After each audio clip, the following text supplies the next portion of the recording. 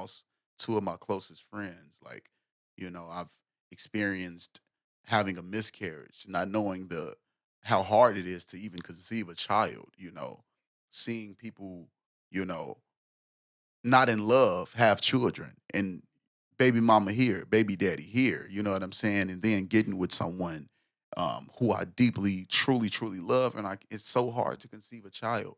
You know what I'm saying? Things like that has, it's put more calmness on me. You know what I'm saying? It's relaxed me more.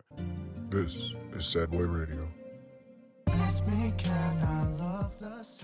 What's going on, everybody? Welcome back to Sad Boy Radio. I'm your host, Matt, and today we got a very special guest in the building. Man, he's starring Power, Empire, The Shy. He just released his, own movies and Everything Is Both.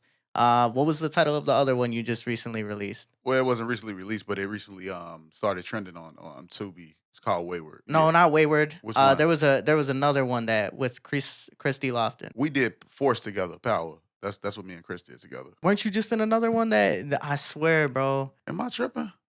Did I do something? I swear. Let me look it up. Me and Chris did a film? Primary Position. I'm tripping. Wow. I mean, Damn, bro. Blessed to have a lot of work, man. It's like, yeah. You made Hell me. yeah. You Shout made out- me feel bad. My bad, my bad, brother. Shout out Hypno Carlito. Yes, absolutely. My brother Hypno employed me and Chris in a movie called Primary Position. Absolutely, going crazy on Amazon Prime right now. Absolutely. I checked out Everything Is Both recently. Just like I was saying, I had to go ahead and check it out. Thank you. But aside from the acting, you're also a passionate producer and singer. Absolutely. You're multifaceted, bro. You're a triple threat, and Thank you, man. even beyond that, you do so much work. So definitely want to give you your flowers on everything that you do. Thank you, and vice versa, man. I'm honored for you to have me on Sad Boy Radio. I love the platform. I love exactly what you're doing, man. Thank you. Man, I appreciate that. Absolutely. But introduce yourself for the people that don't know. My who name you is are. Barton. Chicago's own. Singer and actor, like he said. So let's talk about Everything Is Both real quick. Mhm. I was able to find similar themes in things that you mentioned, right? And we're going to get into it a lot more later, but the fact that there's the strike and you're able to focus on your other passions and singing and you're able to spend time with your family, those blessings that you have, right? So Absolutely. there's the bad and then there's the good. Everything is both, right? Everything can be bad and everything can be good. The writer would love to hear you say that. Absolutely. Most definitely. Talk about how it all came together real quick. My brother, Jason Mitchell, shout out Jason. We worked together. We started alongside each other on The Shy. He played the character Brandon. Everybody knows Jason Mitchell, of course, one of my favorite actors by far. But a close friend of mine, he hit me up and he said he had developed a close relationship with the writer, Jaquavis Coleman. And he said, it's a role for you, bro. Like, he told me that he was producing. So right away, I was like, of course, you know what I'm saying? That's my brother. So anytime I get a call from Jason, I'm showing up to work. But I worked close with the writer. You saw the film, the character Scar. I think it was actually written for a female character at first. So, but once he was able to get me, it was like, we were able to switch things around. And he also allowed me to kind of write some of my scenes and direct some of my scenes as well. And then right away, he gave me the title as co-producer. So that's one of my first projects that I produced. So it's a blessing. You were a badass in that film, for real, bro. What are some of the major differences you see in having to be a part of it and acting and then, picking up that extra role and being a co-producer? Really, how much work is behind the scenes? It's a pretty big job that producers have to that they take on. It's probably why they get paid so much. But I mean, just as far as like locations, costume, rewriting certain scenes, like the ending. That was I think right after that is when he actually gave me the co-producer credit when I told him like I think we should fix the ending.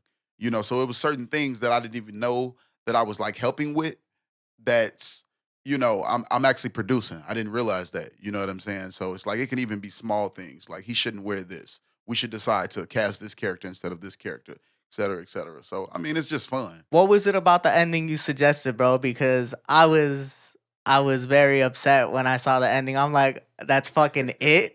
That's why you asked that. You watched it on Tubi, of course, right? I watched it on Amazon. You watched it on Amazon. Okay, so I don't know how it works on Amazon, but I know Tubi right away, 8 seconds, it puts you into the next film. So if you let the credits roll a bit, you'll see that I don't want to ruin it, but it's an extra scene.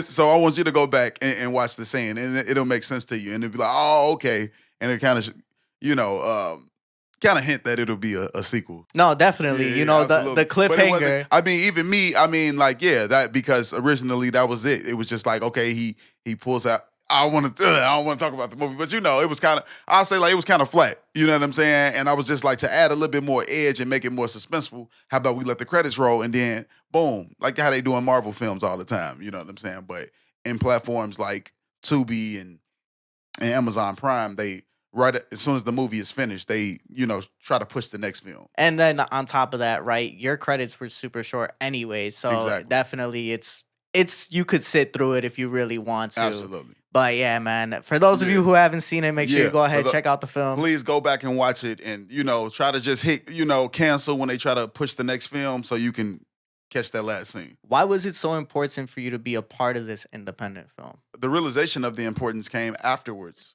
to be honest, with the actor strike.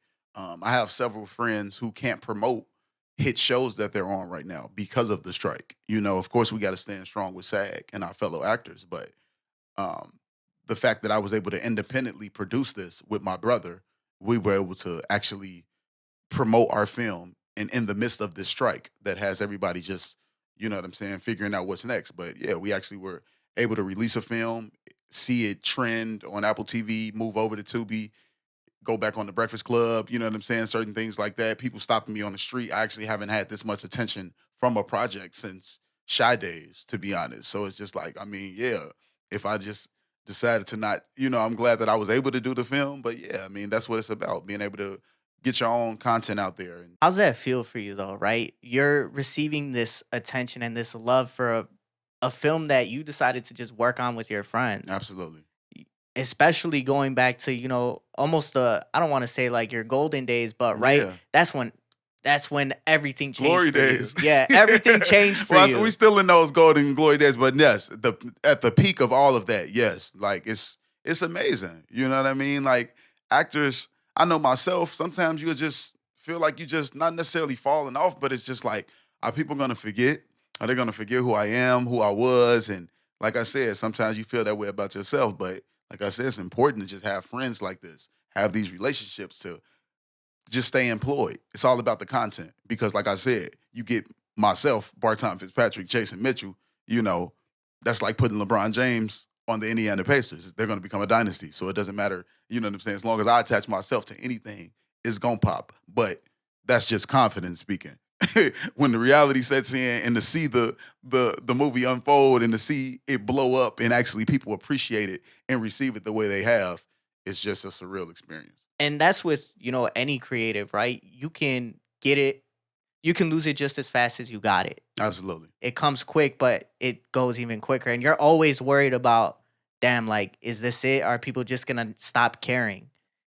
We were talking about numbers a little earlier, and when I talk about numbers, I really hate to sound like that's all I care about or I'm cocky. But, at the end of the day, we all do it. We all do it to a certain point for the public reception, right? We all want to be loved. That's part of why we do it. We love what we do, but we also want people to care about the shit. Absolutely. So when people say, I don't care what my numbers look like, you do. You just can't admit it in public. But that's one of those things. Yeah. I want to take it back to the film real quick. I don't want to just move off it too quick. Oh, of course. In a lot of your roles, you play characters who are not so pure at heart, right? Scar, for one. In Wayward, you played a serial killer. Didn't know you were a serial killer. Oh, my bad. My bad. Even in The Shy, right? You're playing a gangbanger. Obviously, that's not who you are.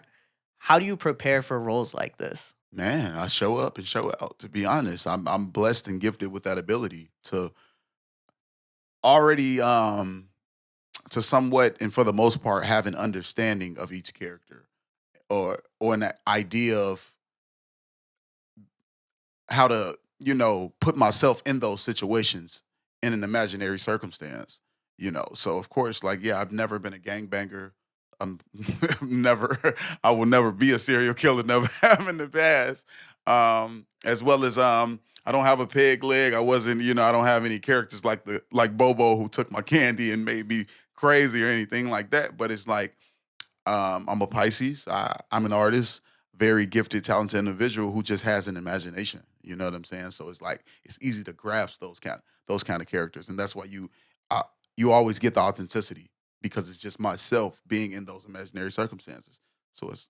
What kind of mindset do you have to put yourself in, right? Because as an actor, you have to shape the way that you think. It's just showing up. It's showing up and showing out. You know what I'm saying? Weed is legal. I smoke a lot of weed. Pretty much every time you probably see me on the screen, I've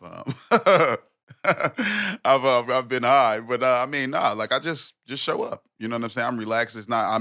I've never been like on edge, even in auditions, like being in LA, seeing other actors and familiar faces. You know what I'm saying? You just see like the vibe of like everybody is just so tense and just sitting on eggshells, and it's just like. I mean, I'm just excited to just go in there and show y'all how raw I am. You know what I'm saying? More than anything. Just having the confidence at the end of the day. I Yeah, think. that's what it is. Yeah. Absolutely. There's a lot of actors who they start to play some darker characters and they see themselves fall into certain mental states that aren't the healthiest, right? You don't see that impact you at all? No, I don't. Stories that I've heard about Heath Ledger, actors like that. But like you said, those are more so method actors. Who, for those who don't know what method acting is, just to give you an example, if I was hired to portray um, someone who takes heroin, a method actor would usually go out and actually engage in heroin just so they can put themselves into that situation. Like I just said, I I would use my imagination a little bit more, and like I just said, and just place myself in those situations using my imagination. But um, but no, I don't see myself ever getting caught up in something like that. Like I'm a very silly person. You know what I'm saying? Like everybody who knows me, I'm probably one of the funniest people they've ever met in their life. So it's fascinating to most of my family and friends to even see me play these dark characters. So me, it's just like, ha, ha, I got y'all fools. Y'all really think I'm like that? You know what I'm saying? That's more so what it is for me. How do you keep falling into roles like these? I'm so good at them, to be honest. I think that's what it is. It's a blessing and a curse because, and more so a blessing because actors like, take Matthew McConaughey for an example. We saw him in a bunch of rom-coms. You familiar with Matthew McConaughey? How to Lose a Guy in 10 Days. You know, the list, the rom-com films that he did go on and on. I think he got to a point where he turned down like over $50 million for a role because he was tired of being typecast in that, where he wanted to portray quote unquote darker characters, like a character that I was able to come out the gate portraying. So it's like I'm in a different space, you know what I'm saying? But it's still in a great space at the same time. People wait their whole acting careers to portray these type of dark characters. You know what I'm saying? But when you can do it, you can do it. You gotta let the public fall out of love with you first. Sometimes. And then drop R&B music like myself. So that's another thing. You can play a gangster on TV, but coming through people's speakers sounding like Smokey Robinson. You built different. Absolutely. This isn't the only thing that can impact you mentally, right? The roles you play, that's not all that it takes, right? The life that you live, right? Absolutely. You're in a fast lifestyle that can change just like that.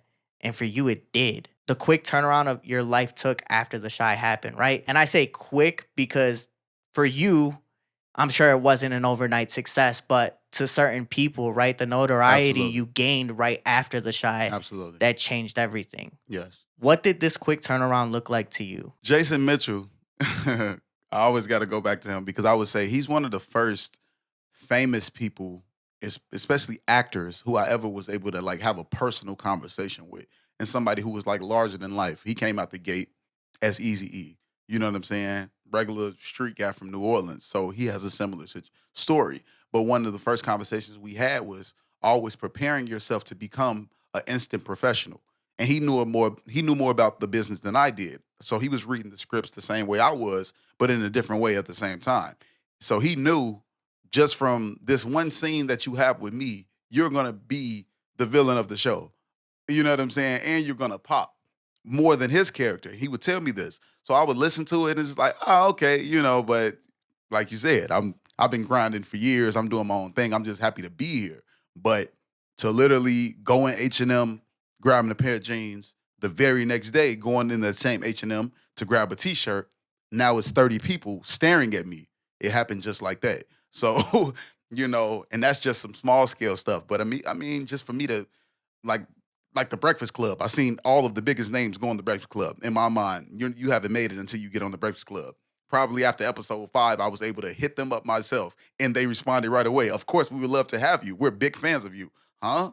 Like, you know what I'm saying? Just realizing meeting ball players, you know what I'm saying? And they fanned out for me, rappers, you know what I mean? Like Fabulous came up to me with his phone saying, "Can I put you on my Instagram story?" Fabulous, you know what I'm saying? So it's just like, yeah, like it happened fast, but I always feel like I was somebody who was meant to be quote unquote a celebrity because I looked in the mirror and saw a star my whole life. You know what I'm saying? I was writing letters to Oprah at the age of 9 years old, asking her to make me an actor. I told my mother I'm gonna buy you a car. I'm gonna get you a mansion. I manifested all of this stuff. But like you're saying, for you to just really see like the people embrace you the same way, and now they look at you, it was crazy. You know what I'm saying? Anytime, even still now, that's not something. And I think everybody should pray to never get used to someone ever walking up to you asking you for a picture. Asking to put you on their Instagram. So it's like even still now, it's mind blowing. It will never get old. Shit, I mean, for me, even at a local scale, right? When I go Hmm. to the club, somebody's like, "You're Sad Boy Radio." Absolutely, Like that was a absolutely. cool feeling when it Yeah, first happened. it's only gonna get bigger and bigger though. You know what I'm saying? Next, who the bigger name, you're gonna continue having bigger and bigger names on your platform. You know what I'm saying? And you're the one who are creating this platform for us. So I'm just here to do my part. You know what I'm absolutely, saying? I love being able absolutely. to share people's stories and take that deeper dive because there's certain things that a lot of people won't ask you about, but those are Hmm. the things that really shaped you into becoming Barton Fitzpatrick, shaped you into becoming whoever you may be, right? Indeed. What do you wish you knew before all of this started happening, before all the notoriety came? If I could go back and just speak to my younger self, I wouldn't, to be honest. You know what I'm saying? I don't necessarily. That's a great question. Just to have more patience, because like you said, even with the fame and all of that, realizing that fame is something different than lifestyle in your career. You know what I'm saying? I was on a hit Showtime series, but living in LA, um, and after leaving the show, it's just like I was able to realize you were on a hit show, but you were on a hit black show. You know what I mean? And you still have so much more years to put in and so much more work before you become what I already thought I was. So I would just I would say, I wish I just always knew, like, even after this, still be patient. Even after this, still be patient. Until you see something in writing, never get excited. When you landed that, you were about 23, right? Yeah, I was 22 when yeah. That's fucking crazy, right? Because that's the age you graduate college. Most people, right? You went to UIC, you were in the what was it? You were in the theater program, dropped out, found an agent. So being on that track and to see where you were when you were supposed to graduate, in most people's eyes, you made it, right? You did what everybody else wished they could have done. Ain't none of y'all else in that university doing what I'm doing. I tell you that much. And not even knocking the theater department necessarily, but I mean, it was a lot of haters in that theater community, most definitely. So I'm happy to, like you said, though. Yeah, definitely. Ain't nobody doing what I'm doing out here. You feel like you had a bad experience at the school? It was just a lot of jealousy and haters. You know what I'm saying? Because I'm saying, I've always been raw. You know what I'm saying? Acting is one of those things where either you're good or you're not good. You can learn more techniques and skills. Training, you can train for years and still not have it. You know what I'm saying? Me, I played basketball 4 years in high school. I entered the August Wilson monologue competition my senior year. Out the gate, I get a full scholarship, preliminary round. So I get to UIC around. I remember the first day of school, first day of class, we go around the circle. Everybody's talking about their accolades. Oh, I've did plays since I was in kindergarten. I've did this and that, this and that. You get to me, I was a hooper for 4 years, and then now I'm here. They looking at me, and then when it's time to start doing scene work, this kid is outstanding. You know what I'm saying? And Yasin Pienko, love Yasin. He was the head of the theater department. Took a liking to me right away. Took me under his wing, and it was like I was already placed as far as the teachers on that pedestal to be the next, big actor, especially within the theater community. You don't start actually getting cast in plays until like your junior or senior year in college. You know, my sophomore year, I got cast in every single play. You know, but so it was just a lot of jealousy amongst theater students. You know what I'm saying? But that was also preparing me for what I got to deal with these actors in this world. That ain't nothing. You know what I'm saying? So I ain't have a bad experience at all. Like, it was. I'm grateful for the time that I was able to spend there at UIC for sure, for sure. Definitely grateful for Yasin. Love you, Yasin. Like you mentioned, those experiences, they only prepared you for what was next. When I was listening to you on the Breakfast Club, just some of the shit you said, I was like, damn, like that's fucked up, right? Because you really think people got you out here, and it's a different thing.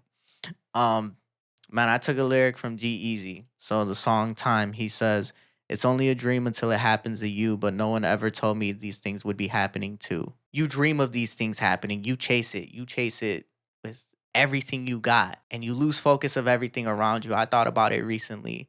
Yesterday, actually, I mentioned, I'm like, everything about my life is looking towards the future. Mm. I only see the future, and I'm chasing it. I'm chasing it. And I forget to enjoy my actual life, living in the present, right? Having this conversation with you, this is the Yeah. most present I'll be, because what's going to happen tomorrow? I got to edit the video for Friday. What do I got to do on Absolutely. Friday? I got to cut clips for Saturday, Sunday, Monday, Tuesday, Wednesday. Mm. What do I got to do on Wednesday? I got to record again. Mm.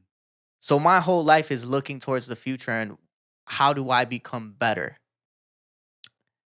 Nobody told me these things would be happening too. So now you got to deal with everything else that's happening in your life, right? What were some of the most difficult things you had to navigate once all these things started happening for you? I was on Instagram and I saw a post talking about the black sheeps of the family. My understanding of when I would hear someone being labeled as the black sheep of the family, it would be like the bad apple, that one, the bad twin, something like that. But the post actually made me realize that the black sheep is actually the black sheep was the person or the child who was born to break the curse of the family, to change the cycle, to be the outstanding child, and you know what I'm saying, just do something so different that was just out of the ordinary and just something that was never expected, that your family members never saw you doing. And that's something that I did. But me being such a family oriented person, such a loving person, wanting to see everybody win and be on the same type of time as me, I just learned that just it may never happen. You know what I'm saying? That's something that I struggle with now. I want to include and involve all of my friends and family in everything and all of my success. You know what I'm saying? And it's just like that's why they say it's lonely at the top, because just like, you can be born into the same family with somebody, um, same mother, same father, but you never truly know what's in their heart, what's on their thoughts. And everybody will have their own, everybody has their own type of time, and they're on their own different type of time. So that's something that I struggle with. You know what I'm saying? I just want everybody to just be successful and just really have the same mindset that I have. Look at life and have the same outlooks that I have. And I just had to realize that it may never ever happen. Now that you say that, right, Mhm. it made me think of something I struggled with for a very long time. I was always the person in my friend group that would excel at school. I wanted to be the best at whatever it came down to, right? I might have Absolutely. not been the best like at basketball, football. I like to do it. I was Absolutely. competitive. Maybe I wasn't the best, but Mhm. school was one thing. And it was something I always exceeded at, and my friends failed to meet that level. So it always created that divide where maybe we didn't connect on that in that same way, but they'll have that connection with my other friends who don't do that well. So you started to see that gap, and it was like, damn, like, why can't I have that type of relationship with Mhm. you? Absolutely. Like you said, it gets lonely at the Absolutely. top. Even with your family, you have this drive. When you're a creative, they don't understand really what you're doing, right? They don't understand it until they see the success. Mhm. Today, my dad, he's a fucking asshole. And I say that with love, but Yeah, like of he's course. a fucking asshole because he's like, why do you go record so much if you never put them out? I'm like, what are you fucking? I'm like, bro, are you fucking kidding me? I'm like, you're fucking with me right now, right? And he just stopped talking because I'm like, bro, you're fucking playing with me for real. And it's just one of those things, right? Yeah, They don't understand it until they start to see the money, until they start to see something that is absolutely. physical that they can hold and say, damn, like you really are doing it, you know? I was the one, you know, doing plays, unpaid rehearsals. You know what I'm saying? Performances for $90 weekends, driving 2 and 3 hours away, traveling on the train just to go and do a stage reading to really, you know what I'm saying, just to dedicate myself and work on my craft. But like you just said, they don't see the work, or even if they do, they don't remember, or they act like they don't remember. You know what I'm saying? Everybody just want that instant gratification, but I don't like nobody just instantly becomes great. You know what I'm saying? Like greatness comes from hard work and dedication. Pain, blood, sweat, and tears. But it's just like not everybody is willing to put in that work. And as much as you just try to press down on somebody and just encourage them and motivate them, I'm just at the point where I realize I have a wife, I have a son, and now it's just time to just focus in on that. And no one else will, I ain't gonna say matter, but it's not as important as it was back. But I still struggle with it every day. You know what I'm saying? I just want everybody to be on the same page. You know what I'm saying? Why can't we all be rich together? You know, it's crazy that you even mentioned that, right? Hmm. How as life goes on, your priorities change. The people that you know, right? These are gonna be the people I gotta take care of, especially for you starting a family. Absolutely. That's all that matters at this point. I feel I've heard, because obviously I'm young as fuck. I don't got that. There's always that argument of when you have a kid and you have a wife, do you put your wife over your mom? Right? There's always that argument. I mean, what I know, my mother wouldn't allow me to put her over my family. I know that. So that's what I'll say.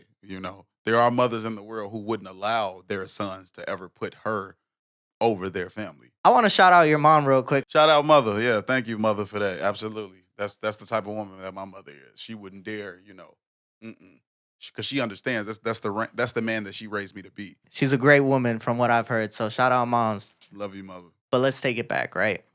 For you, when you started to have the success, there were certain people around you that were able to help guide you, sit you Mhm. down, talk to you.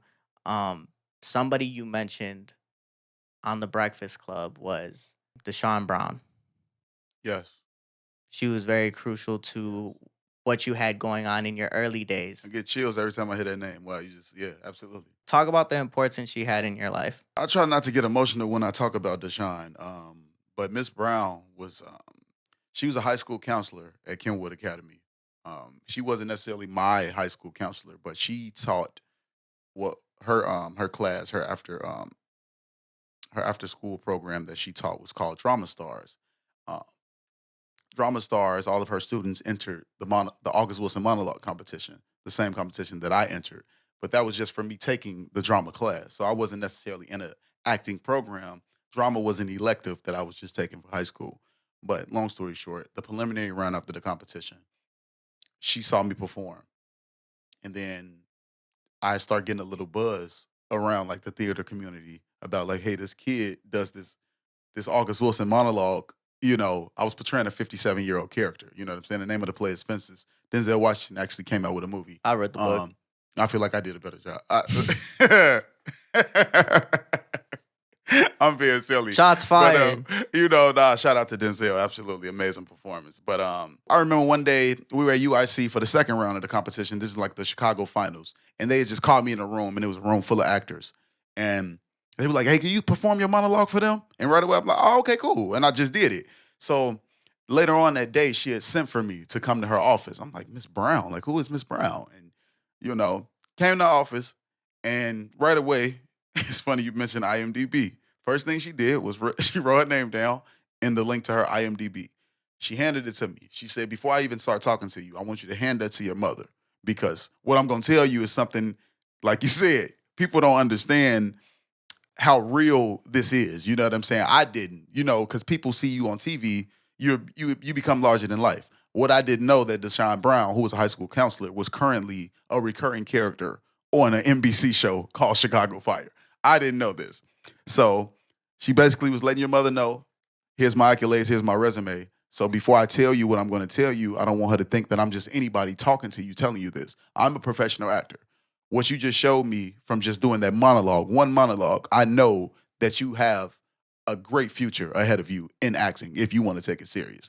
She said, I would never advise anybody not to go to college, but you, young man, you would be wasting your time going to school for acting. And she's just like, this is coming from someone who's been in the business for over 20 years. So automatically I'm thinking, well, why you teaching? You know, of course, young man. And she immediately said, I'm a 6'1", 188-pound woman. So it's not, Hollywood is not knocking down my agent's phone. But you, young man, you know, so she was the first person to give me the game, you know what I'm saying, to talk to me. So it's not actually Jason. Deshaun M. Brown is actually the very first professional actor who I was able to converse with and let me know and build my confidence. The things that she told me prepared me to go to UIC and be around those students who were hating on me. You know what I'm saying? But like I said, she's the reason why, big reason why I am the confident actor that I am today. And you know, it's just Deshaun, man, like she will always hold a big special place in my heart, you know. So may she rest easy, and I will continue to, you know, live up to everything that you know that you told me I would live up to. Well, I relate to that, right? Because I'm a substitute teacher. Oh So wow. kids always, they'll see my shit and they'll be like, "What, a podcast like that's lame as fuck." Mm, And at the end of the day, like, I started an after school matters program where I get paid to teach them how to do podcasting. mm, My equipment gets paid for by After School Matters. absolutely. And I get to sit down and interview the coolest people in the fucking world, right? I love music, so being able to sit down with artists and talk about their music, or just like you, right? An actor, Absolutely. somebody who is able to portray themselves through another character, but also portray the emotions that they might be feeling, right? Maybe Scar is such a bad person, Hmm. but there's probably a quality in there that you were able to take from yourself and portray it in that character, Absolutely. right? Everybody feels anger at some point, so take that. The fucking I'm not gonna ruin the movie, but you know what I'm saying. You get Yeah, what yeah, I'm yeah. saying. Absolutely. And for you, right, Deshaun, rest in peace. She was a huge vital part in your early days of acting, and when you lost her, there was somebody else that stepped up, which was Jason. Jason took Absolutely. you into his home over in Atlanta. Hmm. He, sponsored your first trip to New York for the Breakfast Club. Yes, sir. Talk about how important of a person he's been to you in, the acting space and helping you navigate the industry. He told me what it means to become an instant professional. You know, Jason was always real. You know, it's not too many. Like I said, I'm a raw ass actor. I know that. You know, now the world knows it, of course. But when I saw him portray Eazy and Straight Outta Compton, it was like the first couple words that came out of his mouth. I was like, "Oh, thank you, Jesus, another raw ass actor." You know what I'm saying? So I was such a huge fan of him. You know, before I ever met him, but he was just so cool and so genuine. You know, and I mean, don't get me wrong. Every actor, when we show up on set, we size each other up. You know, and he definitely sized me up. And especially knowing he had read the script, so it's like, oh, so this Reg. You know, so he took a little minute to size me up and fill me out. Like I said, once we started having conversations, it was like, oh, okay, you're somebody who's worthy of this knowledge, of this information that these gems that I'm gonna give you. You know, so he took a liking to me, and like I said, from me looking at him to be who he was, and I still look at him to be like that. Every time I'm talking to him, I still it's like, damn, I'm really on the phone with Jason Mitchell. You know, but like I said, like when I told him I booked the Breakfast Club, the excitement that came over his face, yeah, he booked the flight before I even had to say anything. You know what I'm saying? He knew I was broke before I had to tell him that I was broke. You know, because he knows the game. He was like, "Come on, bro! Like we did that show. It just came out, but we did that season 10 months ago. Like you know what I'm saying? I know how it dries up, and you coming out the gate, it ain't like you just did Eazy and now you on the shot. You did Chicago PD and whatever you did, but now this is your first job. So it's like as far as about saving money, you know what I'm saying? Not going to certain clubs, like I talked about in other interviews. Understanding who I am as an artist and talking to me like I'm a star and treating me like I'm a star. He was one of the first to ever do that. So outside of, teaching you how to be a better professional, how do you feel like he's helped you grow as a man? I watched him take care of business. You know what I'm saying? Like I watched him. He's a great father. You know, he has two daughters, and I watch him fight to as much as he can to be a part of their lives. You know what I'm saying? I saw him employ family members, his cousins, taking them and employing them to be assistants and, consultants, just everything. I saw how how courteous he is, going to restaurants and not even looking at the bill, just handing the card, understanding if I wouldn't, like Martin Lawrence says in the movie, I wouldn't be here if I couldn't be here. You know what I'm saying? Tipping people $100, just doing certain things, just showing that it's okay to give. You know what I'm saying? And it can be to a fault sometimes. You know what I'm saying? He's so giving to a fault, I say. You know what I'm saying? Which is a blessing. So like, yeah, it's just a great people person. You know what I'm saying? Just a great individual.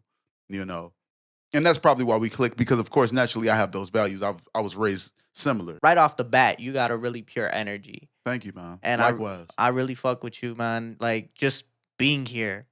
I know it hasn't been the smoothest process, but you've remained optimistic. And shit, you could see the growth in every interview you did with the Breakfast Club. In every single interview, there was growth that you've seen. The first one, you talked about wanting to have a song on the Shy. You were very reserved too, right? That was your first time being there. They're trying to feel you out, like see who you are. Like, why should we care? The second time, you came in more confident. They're talking about, oh, you got jewelry on now. They're asking you questions that maybe you're like, damn, how do I answer this? But you got your song on the Shy. Simplicity, season 2, episode 7. I remember that shit. Thank you, man. And you became a series regular. When you finished the first season, you weren't even guaranteed to be a series regular yet. Mm-hmm. And then the third time you go to the Breakfast Club, you show up with Jason Mitchell. You could see that you're calmer now. You're a leader. You're an advocate for, what's going on in the world for your profession right now. Thank you, man. You see from, 5 years ago, there's a kid there that is happy to be there. By the third one, you're the leader. You know who you are and you're established. What is the biggest change you've noticed in yourself over the past 5 years? I mean, for lack of better words, just becoming a better me, man. Like you said, though, like it's so funny that's how I know you really, really watch those interviews because it's easy to see the growth and the development. And like you said, not necessarily that it was going from a follower to a leader, but just becoming more of a stronger leader. You know what I mean? Like, over these past 5 years, like I said, I've just learned to be more patient with myself. You know what I'm saying? And just not want for as much. I never wanted for much, but yeah, it's just to always remain humble and understand that someone is always watching. You know what I mean? Like, so it's important to just remain pure. That's all. That's all I try to do is just remain pure. And life is you know, it's just shaped and molded me to be a better person. And that's just from even having tragedies to triumph. That's all it is. Like I've lost two of my closest friends. Like, I've experienced having a miscarriage, not knowing the how hard it is to even conceive a child, seeing people, you know, not in love have children and baby mama here, baby daddy here, you know what I'm saying? And then getting with someone who I deeply, truly, truly love. And it's so hard to conceive a child. You know what I'm saying? Things like that has, it's put more calmness on me. You know what I'm saying? It's relaxed me more, you know, understanding that, it's okay to think about the long run, but it's always, we got COVID, strikes. It's things that you need to focus on right now. You know what I mean? Like, understanding that you'll meet a stranger who will mean more to you than people that you've known your whole life. You know, that just because someone is, like I said, born into the same family as you in relation, that doesn't make them your family, you know. So yeah, those are things that I've been learning over the past 5 years. That's a lot to learn over the past 5 years, right? And I don't want to brush over any of those losses that you had to endure because those are the losses that shape you. There's a reason you become who you become because once again you see that, and I see the calmness because when I look at that first interview, you see somebody that's ready to take on the world. Not that you're not ready to take on the world still, but you understand that the steps, the necessary requirements to get to that point now. And your priorities shift, right? At that time, I'm sure you were single. You didn't have a family to worry about. Now you have a family to provide for. Getting to that family part, why was it so important to create that for you? Like you said, you just grow and develop. When I was 24, 25, trying to become a father, you know what I'm saying? I'm actually glad that I didn't, it. I understand now. Um, Life has a way of being life if you allow it to be life. You know what I'm saying? Like I wouldn't necessarily. I don't think I would have been prepared to be a father, especially like who I was during those times of just reaching that fame and getting these accolades and stuff like that. Certain things don't matter anymore. But as far as like being a father and just I just wanted to just be a father. You know what I'm saying? I knew how much I loved my wife, my fiance was still my wife. Another thing we talk about that as well. You see, I wear my wedding ring proudly. You know what I'm saying? Men need to start proudly wearing their wedding rings more as well. I don't feel men should wait to have to put on their wedding rings after we get engaged. You know what I'm saying? And yeah, that's another thing. Like realizing it, going back to that, realizing I'm already married. You know, a wedding is just a ceremony that you involve your close family members and friends to, you know, share that moment with them. But I mean, nothing can even get better than the engagement, the actual proposal. You know what I'm saying? Like I was filming a movie in Haiti, and I had her thinking that she would be one of the featured extras on set. So we kept the cameras rolling, and she actually got proposed to on a set. You know, out the country. So it was incredible. So you know what I'm saying? Like we just chilling, man, just enjoying our engagement and just like I said, I'm a married man. You know what I'm saying? I wake up and go to bed with my wife and my son. That's all it's about. You know what I'm saying? And nothing will ever change that. And once again, right, going back to everything is both. There's the good and the bad. Absolutely. Not becoming a dad at that time, maybe you weren't ready. Hmm. What had to happen is very unfortunate and a terrible situation, right? That's the Absolutely. bad of it. But the good is you're able to grow and I don't know the situation, right? I don't want to speak on it, but having something like that, I'm sure it only brought you closer to the person that you are with. Absolutely. And you guys grow through that. A lot of people they say that, there's either you break up or you grow closer together. Hmm. Ed Sheeran has this song, it's called Sparks. And when I went to see him at the Chicago Theater, he talked about why he wrote it. And in it, there's just so much that goes on, right? Sparks. Sometimes you're just ready to throw it all away with somebody. But at the end of the day, if you're able to make it through that with them, it only brings you closer to that person. Hmm. So I'm glad you were able to make it through it with that person. Absolutely. And once again, everything is both. We think it's both. And even going back to the strike, right? That's something that unfortunately it's happened. It's put you on pause for everything that you got going on. I don't know if I'm able to say it. I'll cut it if I'm not. But, like you said, you were able to work on two projects. And for you, you're blessed. For a lot of other people, like you mentioned on the Breakfast Club, they're not so fortunate to be in that position. You're in the top 1% of actors who are able to do stuff like that. Why do you feel like it's been so important for you to, step up and be that advocate for this group? Obviously, you're an actor, but for the things that aren't impacting you as much, you're speaking up for the people who don't have that opportunity. People think that actors are rich.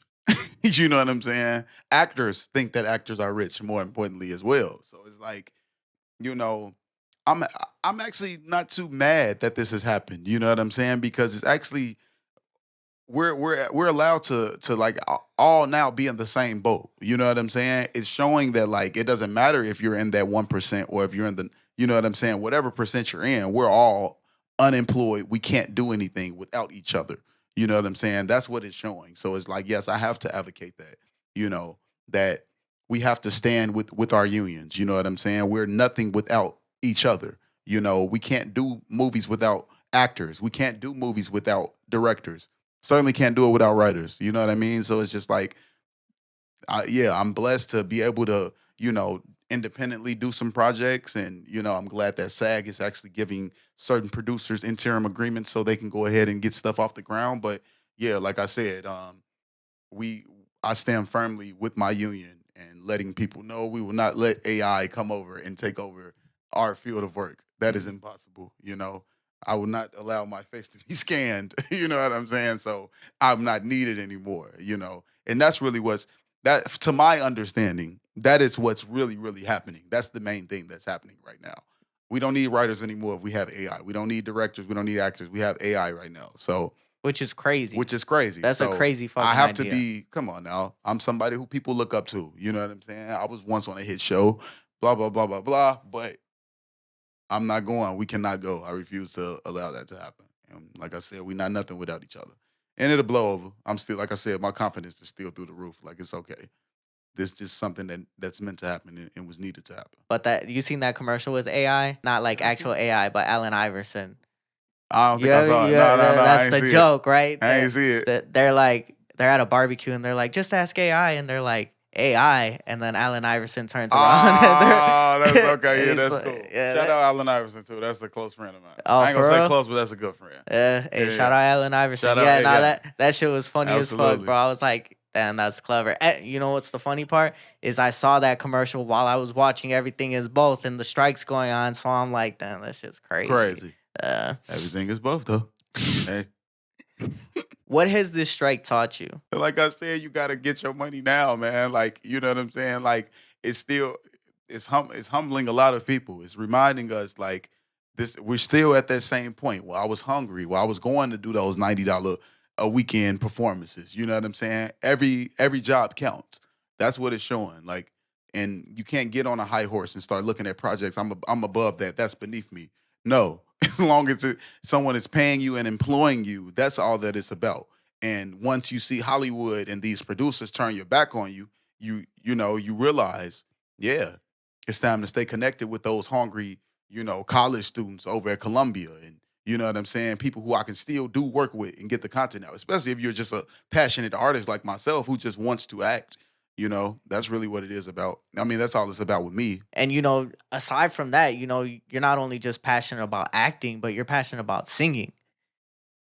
This has given you an opportunity to focus on that second passion, really hone in on the skill and, create stuff that maybe you wouldn't have had the time to do so. Absolutely. How has music helped you through this period? I get caught up with the acting, and I just, because I love acting so much, but it's like, if I could choose to be Denzel Washington or Chris Brown, I would never be able to make that decision. I love it so much. I'm so passionate when it comes to music. But yes, like you said, I have several unreleased music videos. I was able to hit the stage and open up for 7th Streeter, Anthony Hamilton. I just recently sang the national anthem at the White Sox game, the final game of the season for Lyrical Lemonade Night. You know what I'm saying? Opportunities that I probably wouldn't have had if I was away filming. You know what I'm saying? So it's opened up more doors, and for different lanes, you know what I'm saying, of my expertise. So definitely with music, I am truly prepared for 2024 takeover to come out with my R&B. You know what I'm saying? So like, yeah, that's what the strike has allowed me to do. I can't wait to see that shit, bro. Yeah, man. I I'm really excited. can't. Man, opening for Anthony Hamilton, that's a legend. It's amazing, man. Like I said, relationships are everything. Shout out Kenny Doss, my close friend from 7th and 8th grade. He partnered up with an organization, and once he was just inviting me, he was like, yeah, Anthony Hamilton, he'll be headlining at this festival that I'm helping, like, fund. And I was just like, well, I need to be on the, you know what I'm saying? I need to be on the list. And he was like, I'll call you right back. And it happened that fast. He was just like, I got you a slot. And it was crazy. It was crazy, But like I said, going back to the beautiful thing about acting, people you've been fans of your whole life, you meet them for the first time, and they've been fans of you for longer than you even could even imagine. Like, so once I met Reese Hamilton, his brother, because he was asking somebody like, so they really filmed The Shy here? Like, was it really filmed here? And they was like, yeah, one of the actors is here.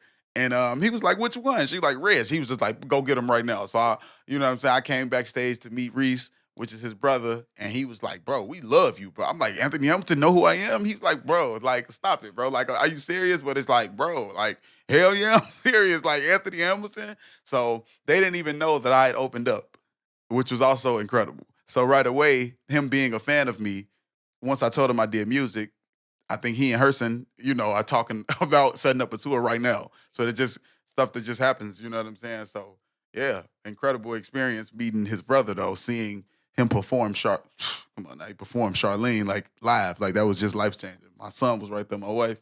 And then like right after the show, shook my hand. We had a great embrace. And yeah, I'll see him again, man. Like it's amazing. How did the Shy confirm your purpose in both music and acting, right? Because that's what changed everything. And you having that goal to get your music onto the show and them picking it. I put it out into the universe. I manifested it on the Breakfast Club. I put it out how incredible that would be, the opportunity of just getting a song placed.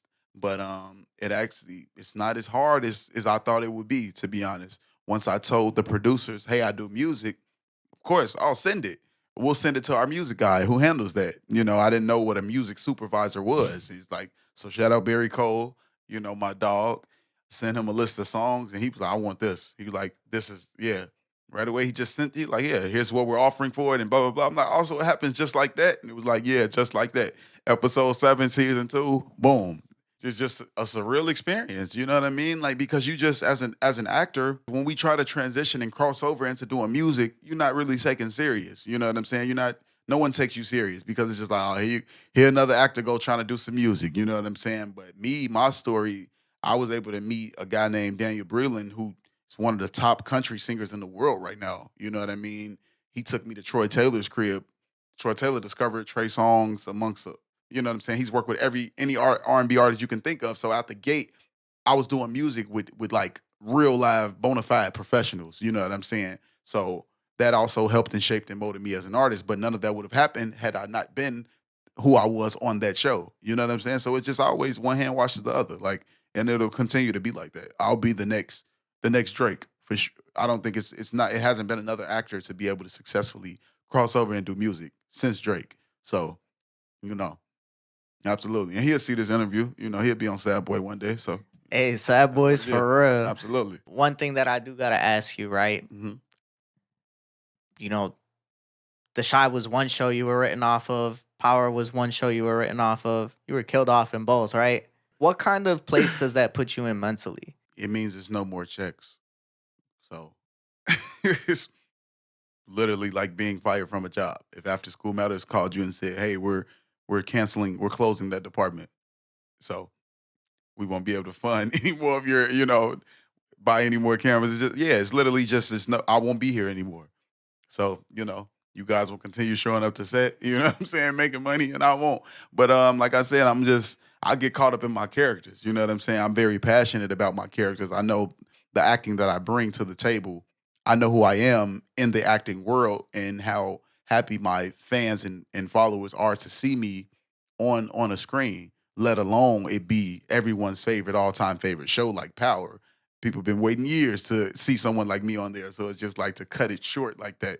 It's always me as a fan of television, I would not like to see it, but me as an actor, it's horrible because one, I'm unemployed now, quote unquote, fired from this show. And yeah, now it's back to the drawing board, waiting on the phone to ring and figure out which job is next. I felt like that was such an important thing to ask because it's one of those insights that you don't get to hear from people, Mhm. right? I don't know if it's one of your worst moments, but a lot of people don't want to talk about their worst moments in Yeah, life. no, that ain't shit. That's nah, no, that is not. No, I ain't never been at home and been bitter and depressed. Oh, like no. It's never brought that. It's just more so like, damn.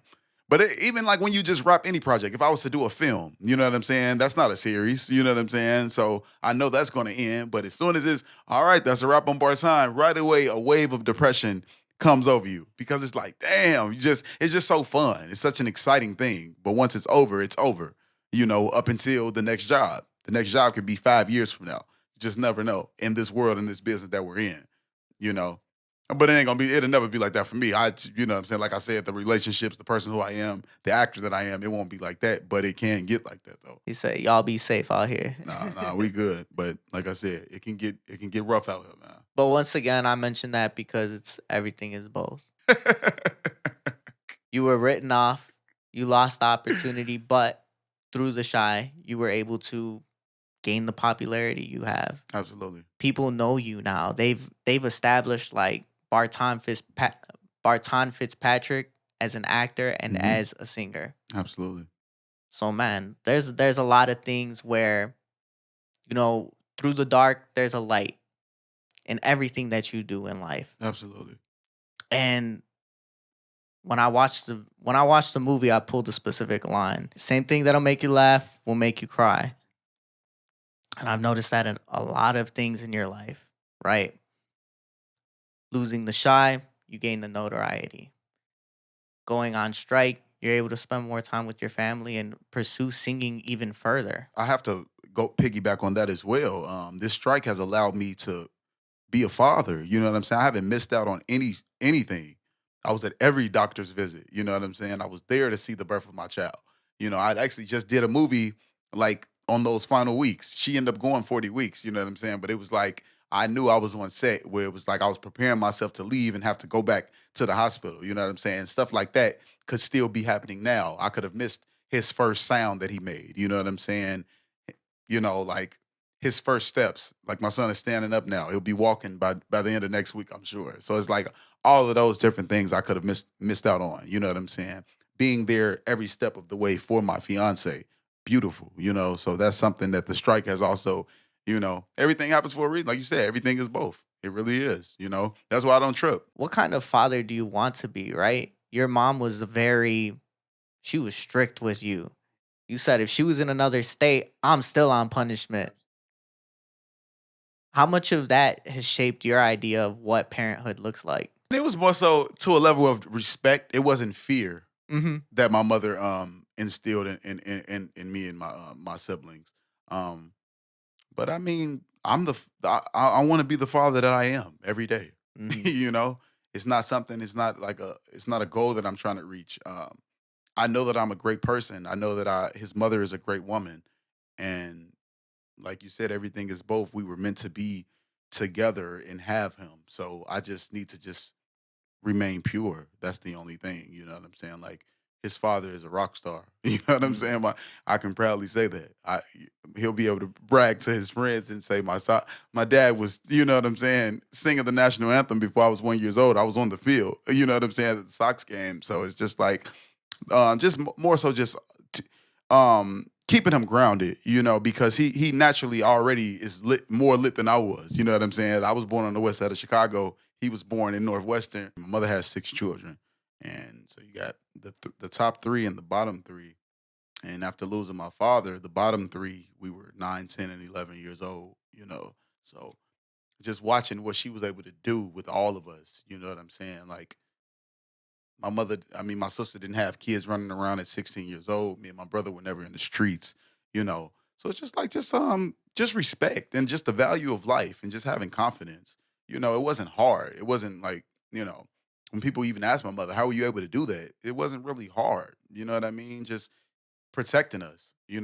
Just protection. That's what I want to provide protection for my son, you know, and just confidence. You know what I'm saying? I want to just teach him to be as confident as he possibly can be. You know what I'm saying? To never have any drawback and fear. You know, just be prepared for everything. That's what my mother did for me. One, that's amazing, right? That she continued to raise you guys with such great morals and such great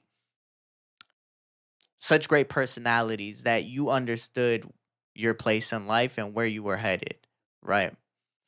And I asked you about that because you've mentioned that it all falls on the parents when it comes down to certain situations that you end up in. I always thought about that once again with my friends. How did I end up so different from them when we grew up in the same neighborhood?